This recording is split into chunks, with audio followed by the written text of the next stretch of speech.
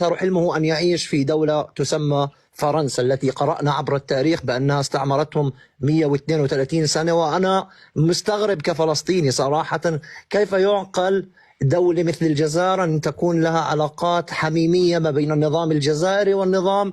ماكرون هاجم حتى النبي محمد عليه الصلاة والسلام، والشعب المغربي كان له دور في أن يقطع العلاقات مع فرنسا وأن يجبر الشعب المغربي على مقاطعة المنتوجات الفرنسية، وهذه ردة فعل تجاه ماكرون. وماكرون بالمناسبة ليس مسلم حتى يقول عن الشعب الفلسطيني، فكلنا تعرضنا من إساءات من طرف الاتحاد الأوروبي، والجميع لا يعترف بالمواطن الفلسطيني، حتى أن الأونور ولا تعترف بما يسمى الفلسطيني. لذلك الفلسطيني لن يضره من خذله، لذلك نقول الحق شاء من شاء وأبى من أبى. ماكرون ليس سفيرا للإسلام، واعتقد ولا سفير للإنسانية، لأنه يحتفظ برفات الشهداء الجزائريين